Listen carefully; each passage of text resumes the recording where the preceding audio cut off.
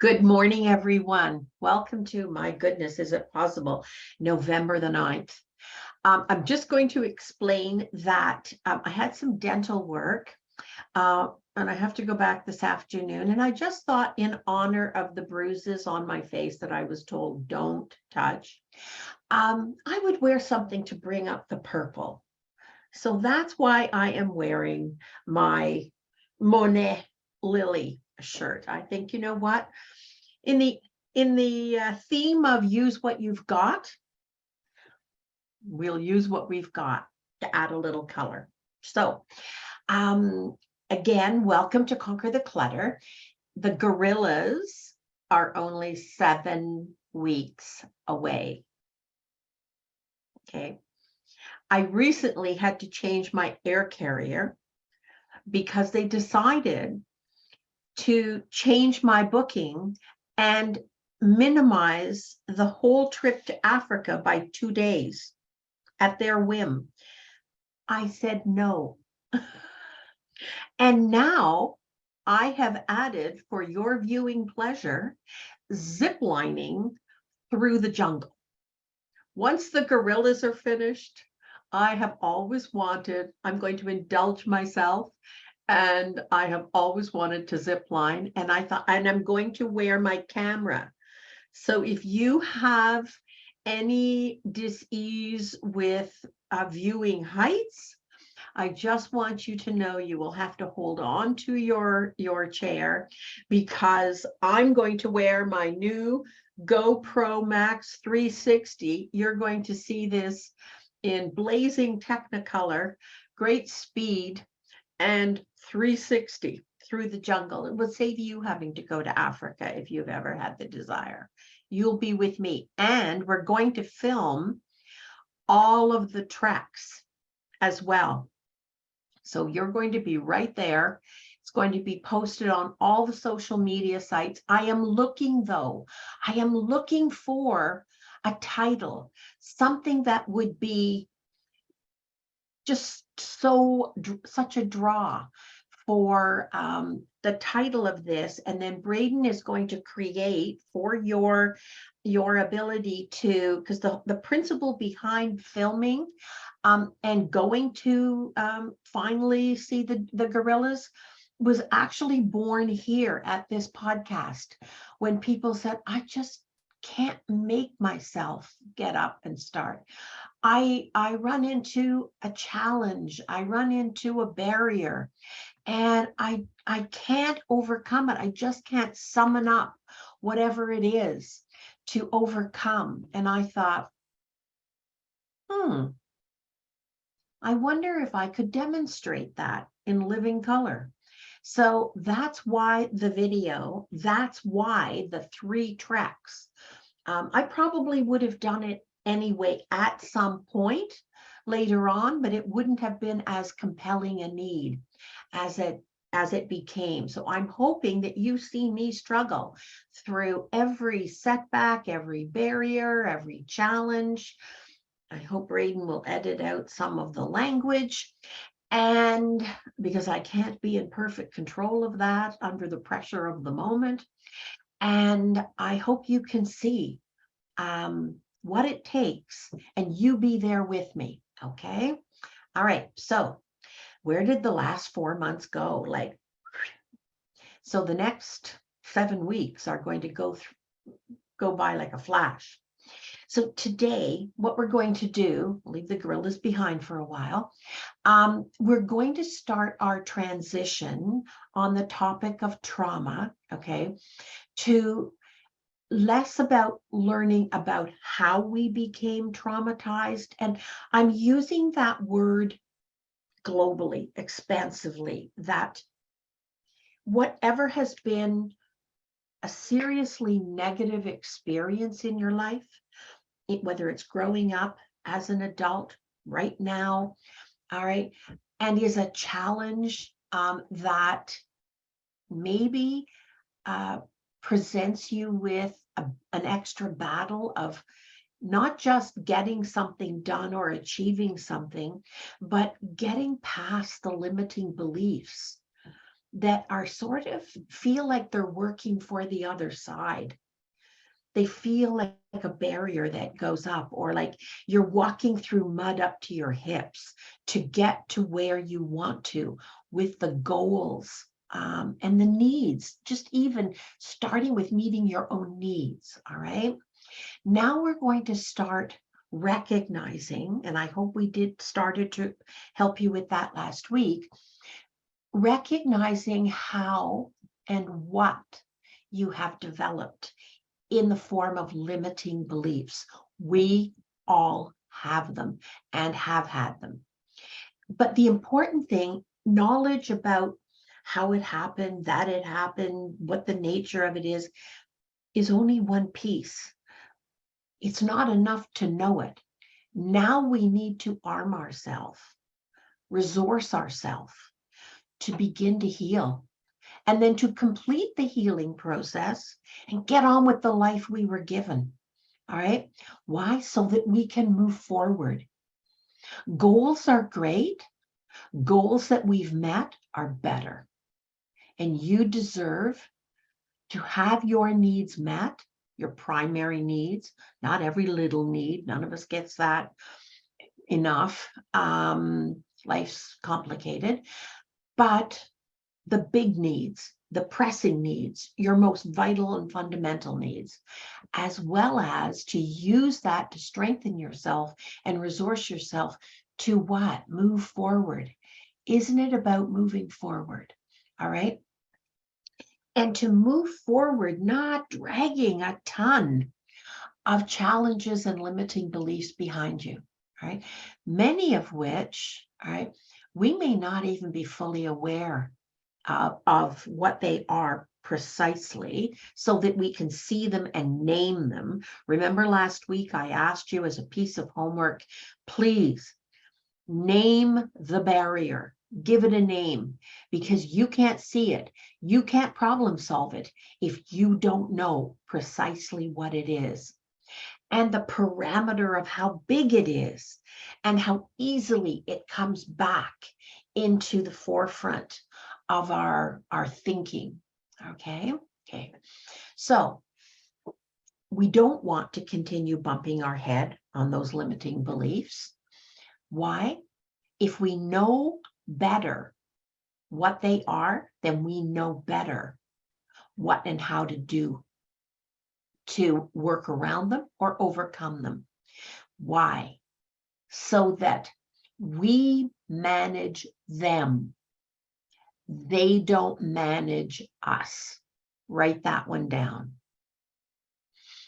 My challenges need me to manage them, so they don't manage me. Now, I know firsthand, and I'm going to share just how universal this is. I know firsthand that we can inherit traits, beliefs, fears, basic principles of life to live by. All right. Where do they come from? How do we inherit them? Okay, we do inherit them.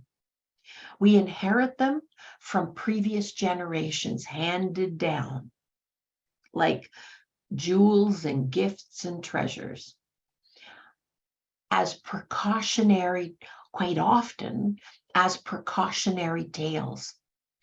And they are part of our family history. They are part of our family stories that are related to us. All right. And they're related to us, I believe, with a positive intent to protect us from sometimes random and sometimes intended perils that others before us, all right, have experienced. And we are meant to learn from this, from the experience of others in our family, people who were close to the people that we are listening to as little ones, all right? And the power of them, the power of these stories and these embedded messages, all right, the power of it is they were expressed in the familiar voices of older, wiser loved ones. All right. And they were sincerely meant for our own good. Now, cut to the chase. I come from a long line of two very, very diverse ethnic backgrounds.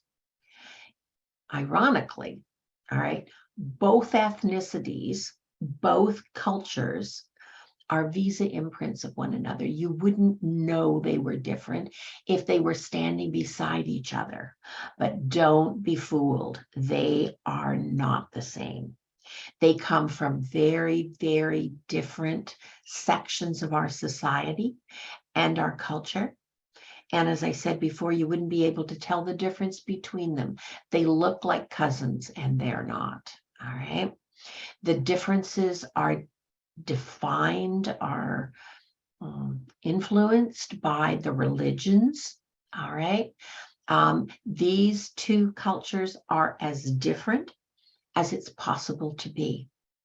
The history behind each one of them, profoundly different, even though in some cases they lived not exactly certainly not shoulder to shoulder, but they lived in close proximity to one another.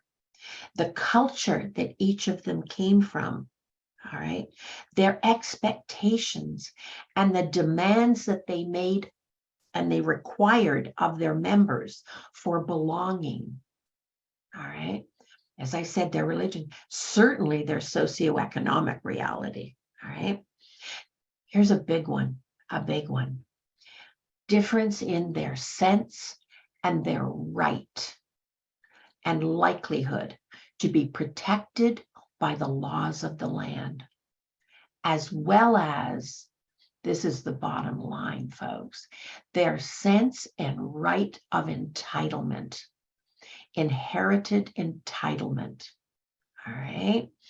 I unwittingly, as a little munchkin, innocently bobbling along, was assimilating without even realizing, and I'm aware of it now, the basic principles to live by from each side. It was a little confusing, all right, but I did my best. I did my best to make sense of it. The first I became aware of was my own personal extreme risk averseness. Okay, just risk averse, majorly. I want to give you the name of a little book in case you share that. This was a life changer for me. I forget who wrote it, but it was called Who Moved My Cheese, or Who Moved the Cheese. Read it. Read it. If you are held back by taking reasonable risk, informed risk, if you are held back by that fear of taking any risk, read the book. I lived with it and it limited me. It limited me because the horizon that I could see, the most that I could imagine, was what others told me I was, and what was safe, and what I could be sure of, and how I would never be hurt. Do you realize how much it holds you back to be constantly, pervasively concerned about avoiding being hurt, avoiding being negatively impacted? It means you know what you get to do? You get to go in circles. All right? You're in this little corral of safety. That is not where our life was meant to be. Now, I recognize that this risk averseness came from my I'm talking long history of poor Irish Catholics. All right. They had good reason to be risk averse. All right. These weren't just little this was generation to generation to generation to generation. On the other hand, I came from a long line of rich, landed English gentry. You want to confuse a little more? We can mix in a Quaker heritage. What a combination to try to balance out. Okay, contradiction all over the place. So, what is yours? And how is it influencing you positively? And how is it part of your limiting beliefs? Okay, so I can relate when Bruce Perry and Oprah, in their book, What Happened to You, talk to us about your own experience coming from the echoes of your ancestors' experiences. Let's start there so that you can see your horizon. And how do these experiences that echo in the back of your mind, all right, how do they influence the way you think, how you feel, and how you behave? I have news for you. If you're not aware, sit down and figure it out. All right, figure it out, because they are major determinants of your health. That's where the script, that's where the pattern for your life started. And it started at a time when you were in your most active developmental phase. We're talking brain neurons. All right, we're talking, you were firing off developing neurons at a pace you will never repeat. You were like a sponge. If you don't realize that, you need to have a look.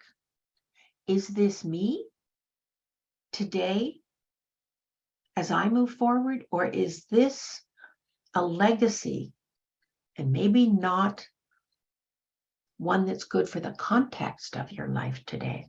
So Bruce asks the question, and I think it's a wonderful one. Is it possible for a heightened, we're talking heightened sense of fear to be inherited? I tell you, I believe personally, it's a resounding yes.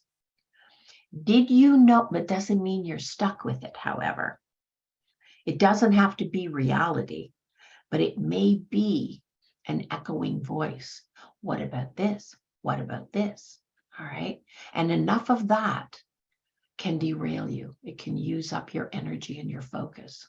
Did you know that one of the most important ways we transmit information isn't by talking?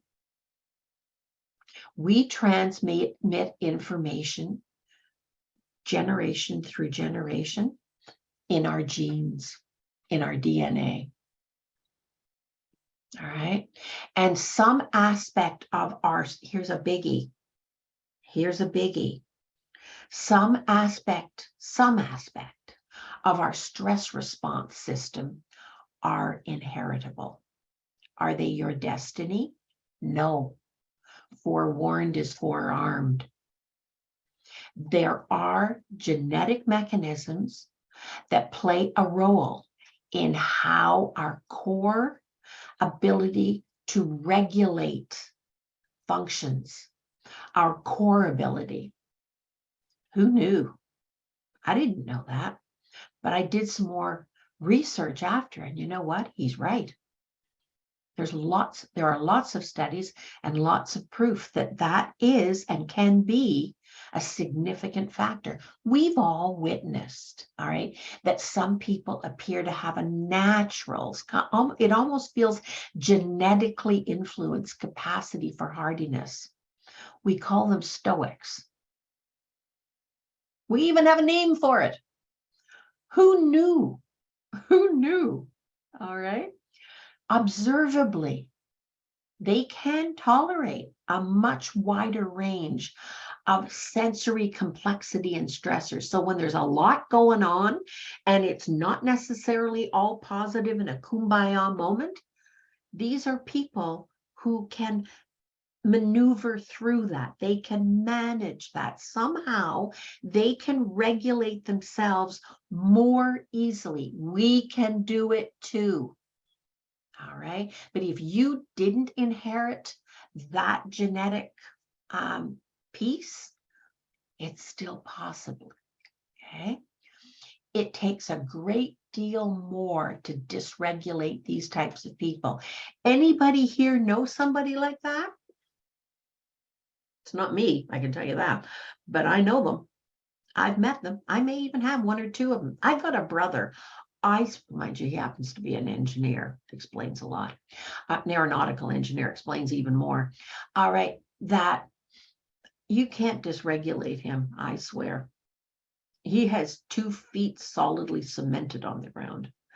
All right. His twin, all over the map. His twin.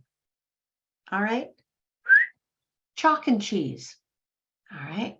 Now, when you compare to other people, again, they observably, because you see their behavior, picture these people, observably appear to be born, and they probably were, with a much more sensitive stress response. Okay, that's the twin, almost certainly. Okay, we have known people who naturally, almost organically, and again, much more easily get overwhelmed. I have 2 twin brothers. Okay, one is one type, definitely like 110%, and the other one was exactly the opposite. Okay, 110%. All right. And just by minor shifts in the input in what was going on, all right, their sensory complexity, their ability to bring it in and manage it and get it in its little compartments, how it fits, not a skill they have.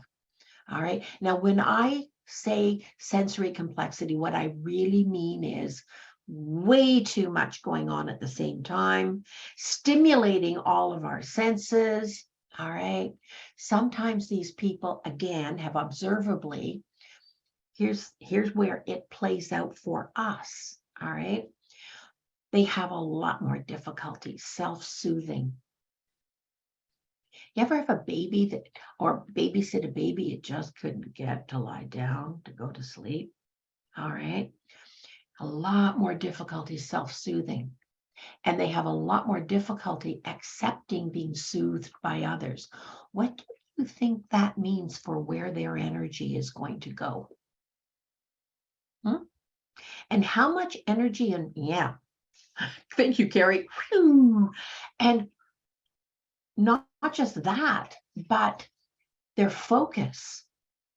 Okay, and this appears to be the extent to which they feel this really truly is part of their natural temperament. And you know what? It is not unusual that this is noticeable from birth. In addition to other heritable genetics, we do have that, I'll say proclivity, that tendency, all right, to manage and regulate stress. Now, we're going to get a little more scientific in the form of epidemiology. Please don't disappear. It's important. I've really kind of abbreviated it, but it is important. Bruce Perry also tells us that there are also heritable, get ready for this one, folks. Write this one down. I'm going to have a hard time repeating it. Epigenetic factors, all right? This doesn't go on forever, but it is an important piece in understanding. Now, epigenetics means that every cell in our body, this is true for all of us, every cell in our body has the same genes. Here's the trick, all right? But not every cell, all right, has the same genes turned on. All right. Now, we are activated by the genes that are turned on. Right? We have the same basic complement, but they have to be turned on. And by self-regulating, the ability to turn them off when it's necessary as well. All right. And this is because some of our genes are specifically dedicated for our skeletal structure, things like Bones, all right? Blood, a lot is carried in the blood. Some for our neurons in our brain, right? You see where I'm going with this? I'm going right back to what we talked about a while ago.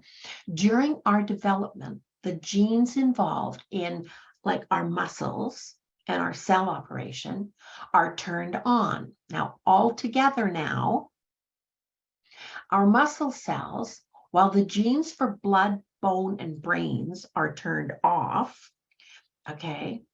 And I've had days like that too when I needed them on, believe me. Okay, back to the science behind our behavior choices. As our cells become specialized, many of the genes of our genes shut off. All right. However, there are situations. This is why it's important for me to talk to you about it today.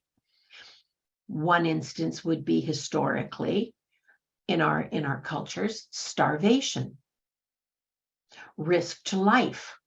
All right. Now, historically, my Irish heritage had nothing but setbacks, nothing but challenges, nothing but tyranny. All right. But there are many, many other, and some of you may historically and genetically have a background of vulnerable, oppressed ethnicities, cultures, and religions. Where historically, does that matter? Yes, it does. Because that stress genetically got passed down, all right, because the stresses and the challenges and the traumas happened for a prolonged period of time. It wasn't one event. And so your ancestors' bodies and their minds, okay, had to get really good at sending chemical messages to the genes to turn off and turn on, depending on what the daily present threat was. And this kept happening. It got habituated. All right. Now, way back, basically, I'm saying those genes are saying, hey, we don't normally need you. All right. We don't normally need you for that job. That's not the pressure of today. But since we're starving and our life is seriously at risk, we need you to turn back on and do survival work. Now, you can burn out your survival mechanisms. You can burn them out. You can habituate them. These can become, that word I told you about 5 minutes ago, it's important. Epigenetic changes. That means that is the body of what gets passed down to these poor unsuspecting babies. All right. Now, it's a skill and a necessity for us to have the ability to turn on and off the right genes. We can only do that chemically in our brain. This is command central. All right. This is where the regulatory processes continue to work for the benefit of our body's functioning and our survival. So doing what is necessary, what is perceived as necessary, always trying to keep us in balance and self-regulated, well-regulated. I hope I'm not boring you, but this is really important because this is the basis for why many of you tell me, I can't get up off the couch. I can't get started. I can't make myself get started. This is where it starts. This is a piece of what's happening. Now, also, it's working in its own way based on what we're sending in the way of chemicals and hormones to command central, the fuel we're putting in our brain to help us stay as mentally, physically, and emotionally healthy as we can be. So be careful what you tell yourself. Be careful what meaning you apply to anything. Have it based in fact, not in fear. Never go to fear and stay there. go to fact. Thank God for Google. Thank God for the internet. And thank God for our healthcare system. Now, because what you tell yourself and what you send up here will determine your chemical and hormonal balance, which will dictate the different forms of stress that you manage and that remain resistant. All right. And the ones that remain resistant can directly, internally oversensitize you and impair your ability to be resilient, to overcome. It can dictate whether you limp through life or you get the reins in your hands and you control better what the meaning of something is so that you can see it, deal it, and get past it. Okay. Now, knowing what we've just discussed, I hope we'll seriously influence each other to work from fact, not from fear and not from limiting beliefs. If that belief hasn't worked 3 times, I'm saying it's time to pack it away and come up and develop a new one that is more contextually relevant to who you are today. Work from your strengths. Do not be determined and defined by your challenges and your weaknesses. We all have them. When your first response is fear, don't let the fear run away with you. And if the fear is something about you as a person or your identity or your capability, that can't be true or you wouldn't show up here every week. That can't be true. All right. Don't let fear run away with you, because what that will do is it will turn off the right genes. All right. And more importantly, it gives fuel and impetus to the wrong ones. Now, and that will only further overwhelm you, and it will also burn you out. There is no off switch when that happens. And it will continue to send the wrong hormones to your brain. That is the fuel for Command Central. If you took, an example is, you want to use your computer, all right, and you need to plug it into something, right? So instead of plugging in the computer, what I'm talking about here is the equivalent of going to the toaster and plugging in the toaster and expecting it and being frustrated by the fact that the toaster doesn't work like your computer. You're plugging yourself into the wrong source. Does that make sense to anybody? Thumbs up if it makes sense to you. Don't pull my leg now. Okay. Does that make sense to you?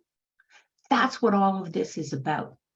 Don't be plugging your toaster in when you need your computer, and don't be plugging your computer in when you need your toaster, and learn how to manage it by what you tell yourself, how much and how long you stay in those moments of fear and insecurity and being overwhelmed. And you can turn that around by asking yourself 2 sets of questions. What do I need? Where is it?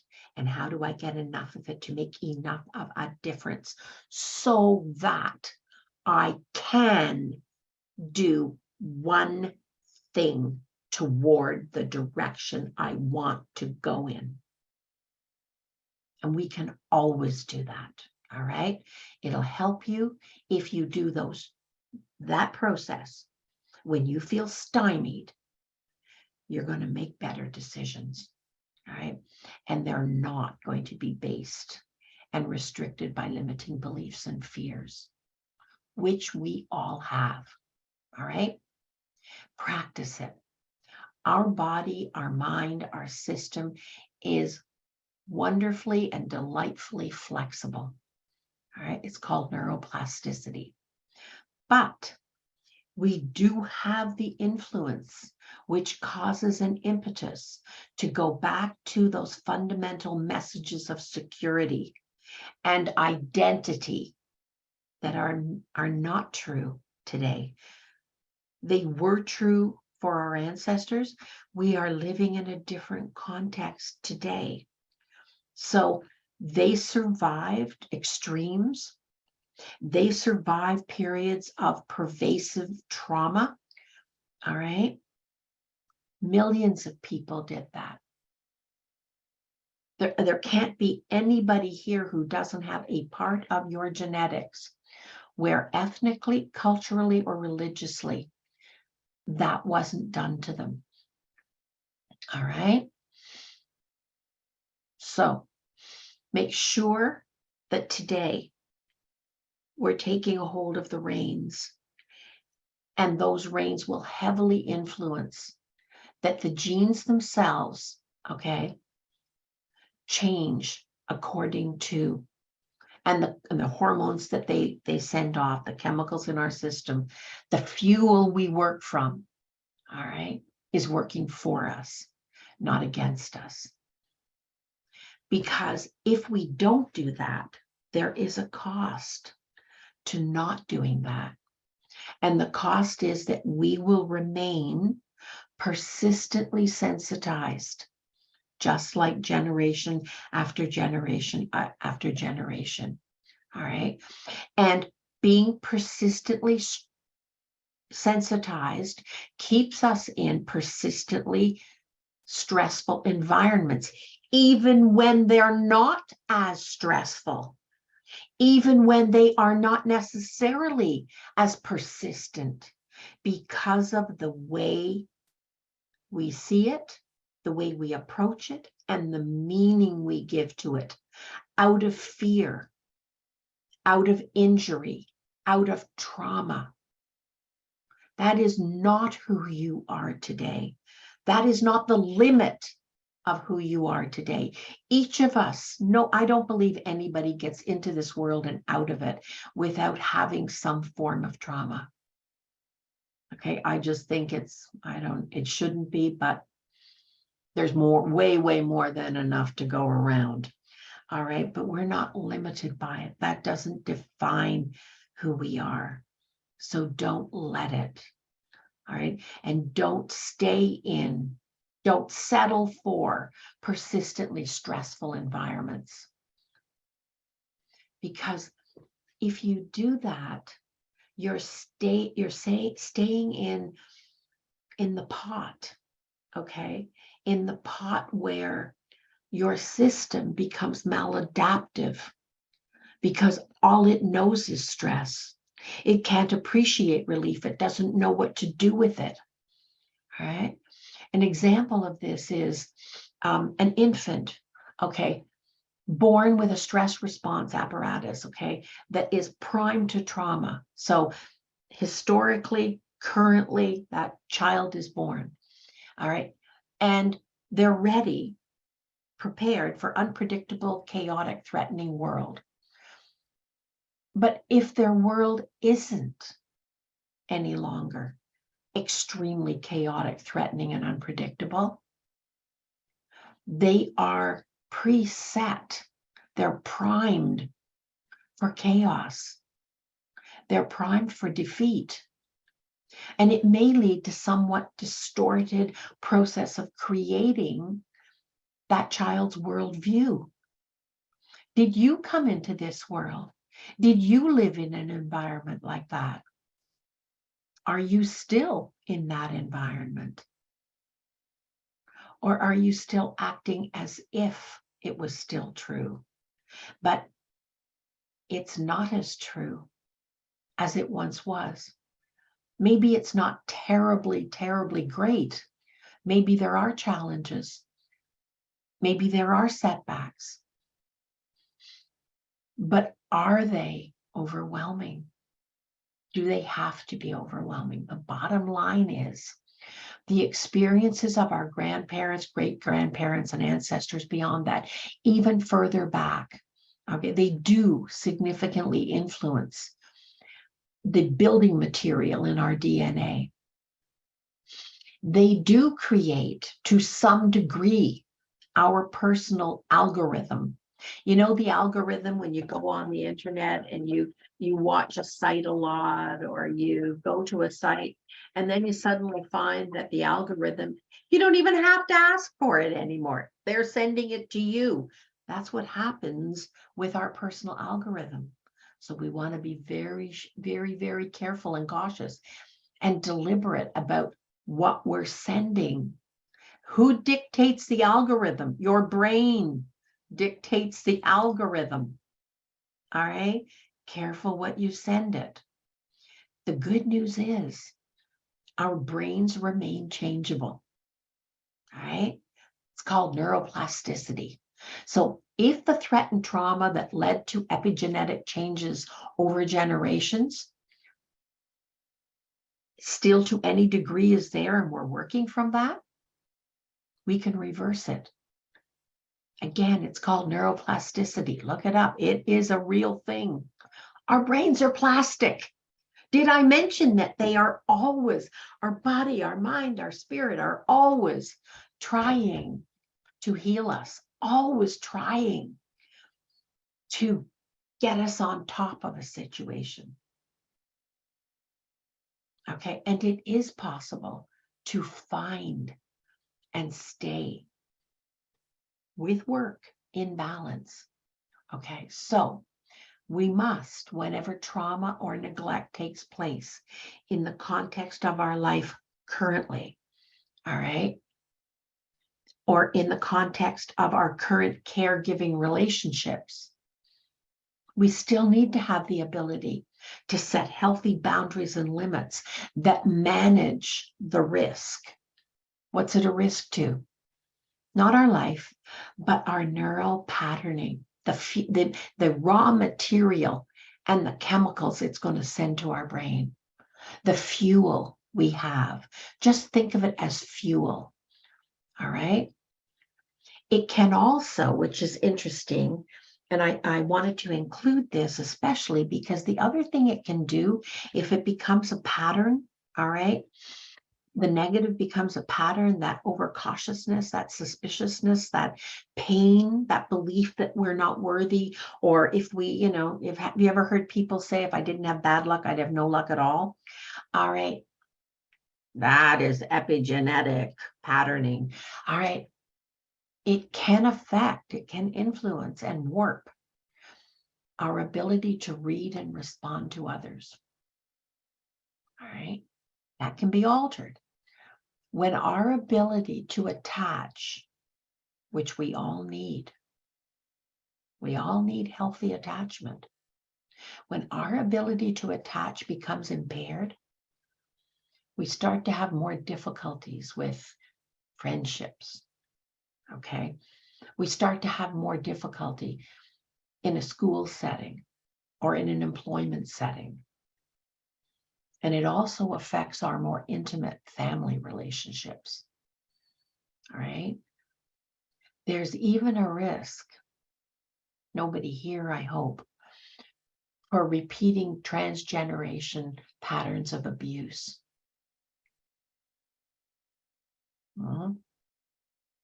Mhm. Have you ever had somebody say to you, you know, you're sounding a lot like, and they give you a name and you think, heavens, no, don't say that. All right.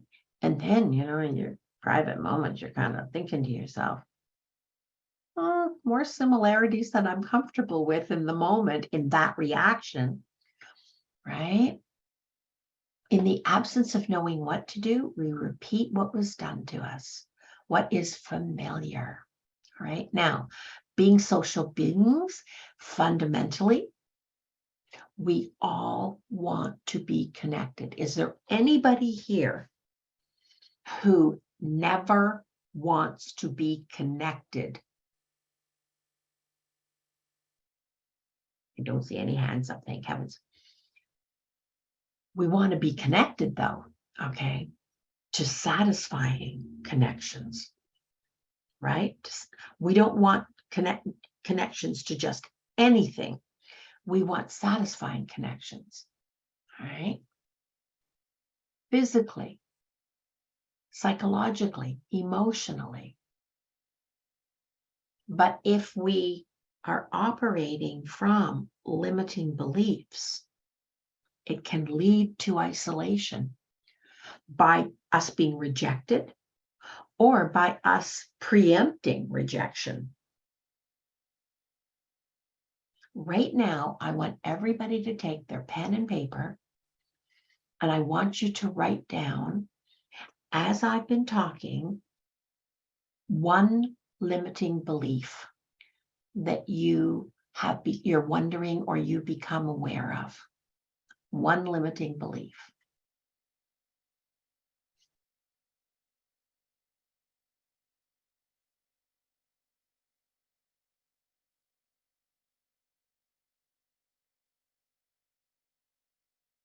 Now, when you look at that, don't be overwhelmed by it.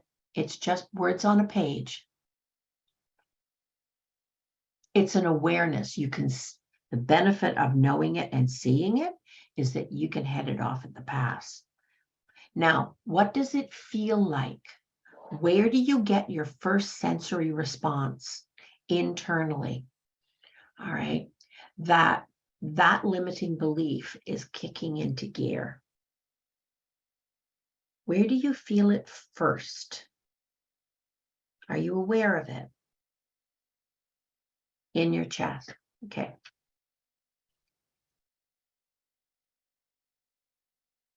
Where do you feel it first? And I want your antenna sharpened so that when you feel that feeling, you immediately know. You have a really good shortcut to knowing what is the next thing on the menu coming in. And do you want to repeat that? There might be times, but I'm going to ask you, don't go there automatically. Put yourself on pause. No matter what you have to do, even if you're in a room full of people, just put yourself mentally on pause, block everybody out, all the stimulus out, and ask, what do I need right now? What do I need? Where is it? And how do I get enough of it to make a difference? And sometimes it might be excusing yourself from a really negative person who's really influencing you to get agitated and to feel overwhelmed and just all the negativity. You can almost feel yourself absorbing it. Or what other side effect does that limiting belief have on you? Make a different choice. Just try. And if the choice might be do nothing, but don't act on it. It's okay to do nothing. It's okay to stop, gather your wits around you, and think of an alternate choice to try. Can it be worse? Even if that choice doesn't work out, you're experimenting with developing a new behavioral repertoire, other choices to work from. You're increasing the likelihood that the outcome will be more what you need. Maybe that could be applied when you're sorting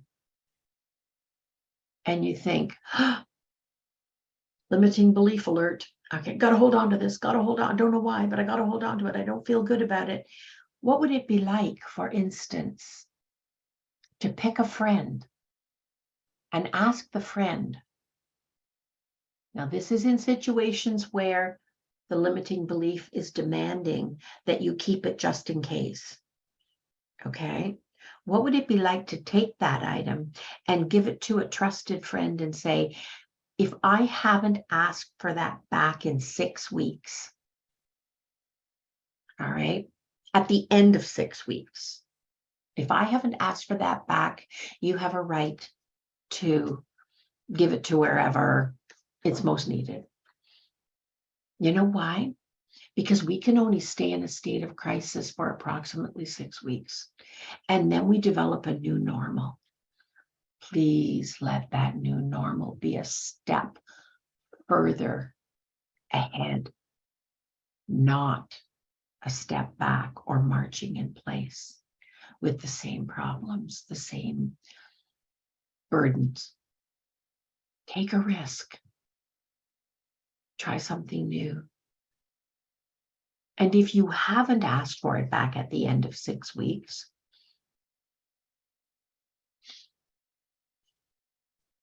you probably weren't going to need it in the next 6 multiplied by blah, blah, blah, blah, blah, blah, blah, blah, blah, blah, blah, blah, blah. It's an insurance piece, right? And if you do ask for it back at the end of 6 weeks, maybe it's more important to you than you realize, possibly. But here's the thing. Once it becomes that important to keep, now you need to have a place that is accessible to keep it. There's a domino effect that happens. You can't have multiple things in the same place. It doesn't work. You don't really have it if it isn't accessible. You know what happens then. So you do need it. It isn't accessible, so you go out and get another one. Anybody ever have that happen? The way around that is to hold that thing. And if you really do need it, you ask, if I was looking for you, where would I look first? And that is its home place. Go and put it there or as close to there as is possible. And when you get to sorting that area, that thing gets a home in that space. But you can't put 2 things in there. Each thing needs its dedicated space. And don't back away from it. Don't back away from the limiting beliefs, because that's the best way to isolate yourself, to disconnect, and to experience that self-defeat that feels like and is like profound loneliness. All right. You're alone with your things. You're alone with the burden. And that sooner or later is going to have physical health side effects. All right. When you can't bring people into your home, it does isolate you. Because what happens sooner or later, more sooner than later, is you probably start to limit the invitations you accept, because you know you can't reciprocate comfortably. Well, you can reciprocate, but who wants their opinion about a cluttered environment, right? You need that. Like, that's not a good choice. That's not a positive choice that gives you what you need. Okay. So let's have a look at the chat box. There is something I want to just here. I'm going just to go through the material here.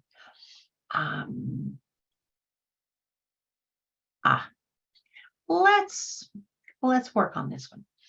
Currently, all right, we do this to one another. I'm skipping a whole section that Bruce and Oprah talked about the Romanian orphans, that were deplorably housed during the communist regime that still live with a legacy, a deplorable legacy. And there are equivalents in our society as well, believe me. So currently, all right, have you ever watched people relate to one another? Have you ever watched parents with their kids? You ever gone on Facebook or Instagram or whatever, and they've got all of these funny, interesting, whatever, pictures of their kids, and they're doing amazing things, and the kids got, perfect this and perfect that, and oh my goodness. And the parents are sitting there, all right, with their phones. Do you have friends that you relate to? And while you're spending time, you're looking to relate and, have a kumbaya moment, they're at their phone, they're at their phone, they're at their phone, they're at their phone. Anybody know anybody like that? All right. Yeah. There are still relationship problems currently, even though we are well past the Romanian orphanages. We are well past, hopefully, the residential schools. We are well past a lot of what has passed for managing. All right. Are our relationships, those people we look to for attachment and bonding, are they fully present for you? Or are they heavily distracted?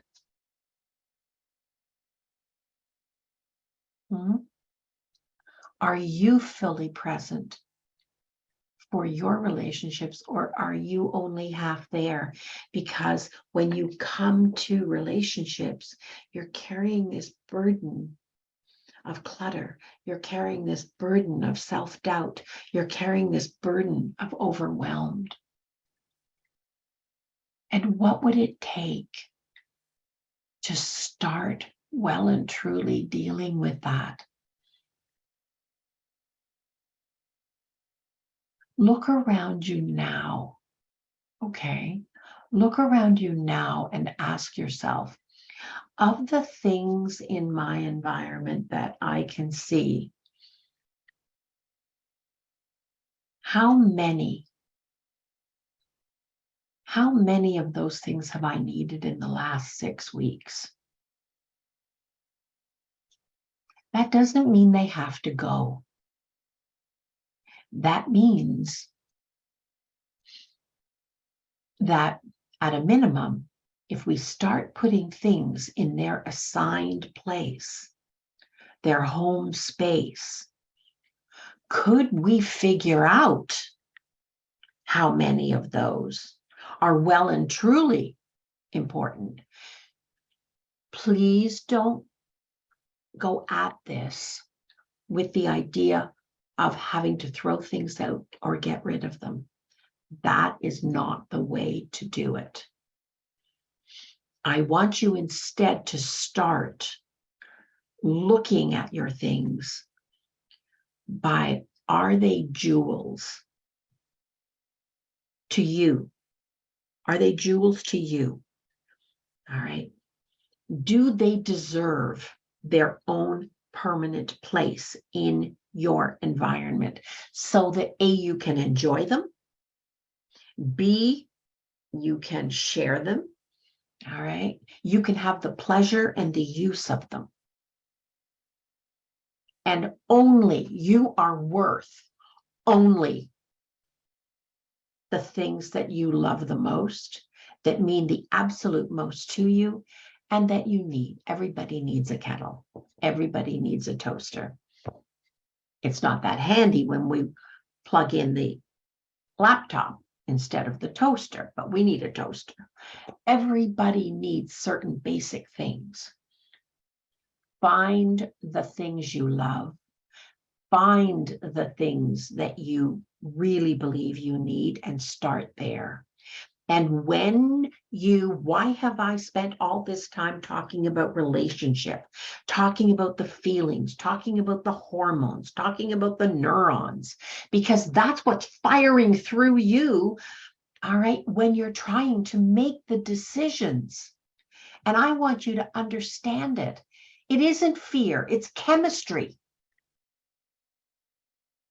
And maybe it's chemistry based on transgenerational stuff that doesn't relate. Boy, I tell you, the day I read Who Moved the Cheese, and I went, huh? I wonder if this actually works. And it's a silly little story about 4 mice, you'd think. When the person suggested it to me, I thought, I'm paying you for this advice? And then I thought, Elaine, if you had all the answers, you wouldn't be asking the questions. Take the man's advice and do it. Try it before you toss it away. But 4 little mice, like, he doesn't have it. Now I got the book and I read it. And I gave it to my grandchildren. And I gave it to my children. And I tell everybody about it. If you're afraid to move forward, read the darn book. It isn't about stuff necessarily. It's about life decisions. It's about how to be safe and stay safe in a changing world. Because change is the only constant we have. And it's not unsafe. And you have everything in you, all the basics that you need. And we are here every week to help you figure out the question marks. Let's have a little look at the chat box. Okay. Interesting about your twins. Tim Spector had done research and has found that some of the differences between them with respect to health outcome may be due to their gut microbe. You know, yes, because I think your gut microbiomes, I think they're the foundation pieces for a lot of other things. And you're right. One of the twins is 82. The other twin has been dead for 7 years. All right. And his health, self-managed, was not what it needed to be. All right. It's all in what we tell ourselves. There was nothing that happened to either one of them that they didn't heavily, significantly influence. What we tell ourselves is key. It is not the only story, but it's a huge chunk of it, people. Okay. This is our house right now, Hannah. This is really sad to hear. This is our house right now. Okay, Bridget. Any recommendations for neuroplasticity? Actually, you know what? I think, Bridget, we should do a podcast on neuroplasticity. All right, because it isn't just any sources. You want the best sources. Once people hear terms, everybody gravitates to it because it becomes the new thing. Just try that with hoarding. All right. You want to really listen hard, all right, to what passes for good advice in hoarding. Really listen well. And epigenetic. Is this like when you say, I'm never going to parent the Anna? Yeah, you know what? But then hearing yourself sound like that, I know it's a very humbling experience, isn't it? When you go, sounds like me, but I promised I never would. But you know what? In the absence of knowing what to do, we do what was done. It's what we know. We repeat the familiar. And there are parent tapes too. There are. Yes, born and grew up in that state and still in that state. Galaxy Tab A8, you stay with us, all right?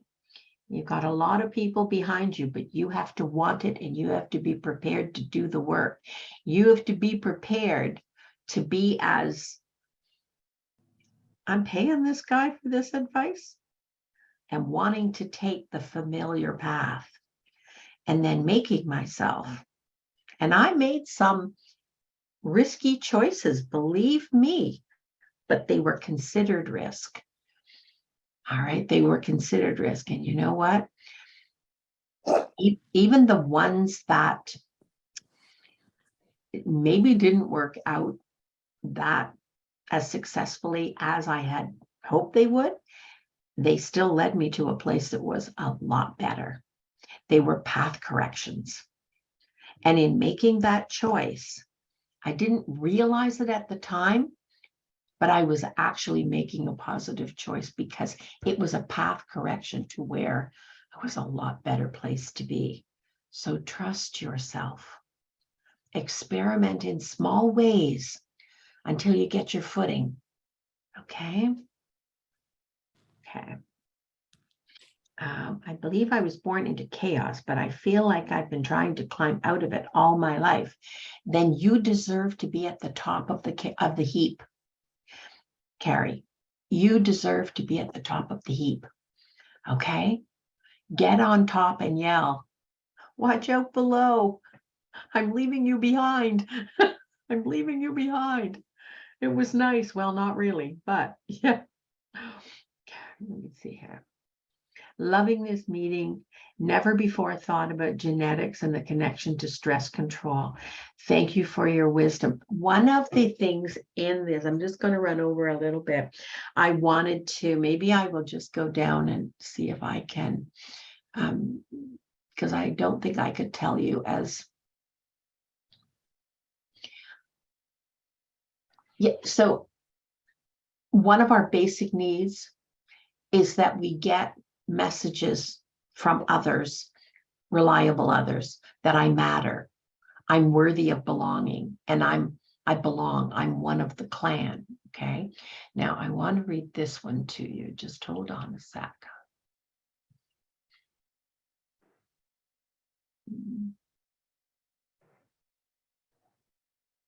Okay, here it is. I was fortunate. I know the benefit. I'm going to read this part to you. This, and I had plenty of other challenges. All right. This was not one of them. This was a guiding light. All right. So I know the benefit of, I personally know the benefit of receiving the experience of parents being present and being engaged. Every night through my primary school education, I would sit with my father, okay, on the couch. Now, I believe my mother did not pick this up because I believe that my mother had a deep, deep insecurity about, she was a smart woman, like she was a smart woman, but she had a grade 6 education because they were poor. And at grade 6, there was a decision. You go on to 7, 8 in high school, or you go to work. All right. They were poor. She went to 6 and she went to work. All right. And she was always limited by that. She was always limited by that. All right. But every night through my primary school, I'd sit with my father on the couch and I would go over what I'd learned that day in school, all right, with real challenges. When I was married with children, with a baby, before I realized, and I didn't realize on my own, that there weren't actually 4 functions in math: addition, subtraction, multiplication, and addition and division. I believed growing up, because I didn't have the concept. I think I'm a pretty smart person. Okay, there are smarter, but I'm satisfied. I didn't get the concept. I just did not have the concept. I thought there were 4 functions. It was my husband who taught math, who said one day, Elaine, you do realize that multiplication is just fast addition. That was like the moon landing for me. Huh? And you realize, he said, the division is just fast subtraction. No, I said, there's addition, subtraction, multiplication, and division. And he said, no, let me show you. And I thought, how did I miss that? So that's what my poor father was trying to help me understand kindly. I would go over what I learned in school and what was my homework. All right. And he would be there coaching me. He would be there without telling me the answers. He would guide me. All right. We probably did this, I'm not exaggerating, night after night after night after night for 2 hours, for years, all the way through grade school.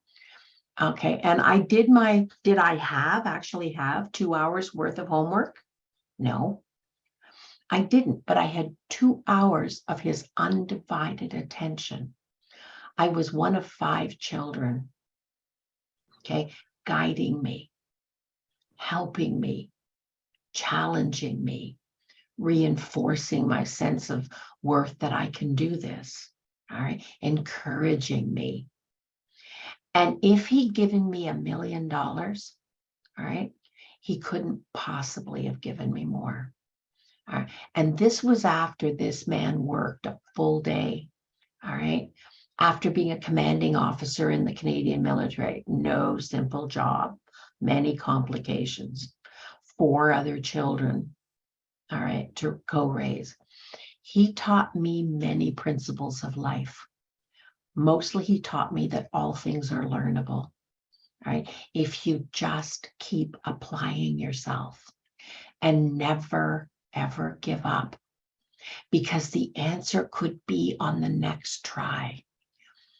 And to ask for and be willing to give the help that's needed. So I ask you, each and every one of you, let's be my dad for each other. All right. Let's be that for each other in these podcasts, because each person here has a different ability and a different skill set and a different gift. All right. And if we share those, not advice, but experience, if we share those, that may be the who moved my cheese for each other. All right. So I'm going to leave you with that. I'm going to see you next week. And I'm going to wish you all a fabulous week, as fabulous as you can make it. And that you get the challenges you need to face the limiting beliefs that are sitting there occupying space and that frankly need to be going in the trash. Okay. See you next week, everybody. Bye-bye. And thanks for coming.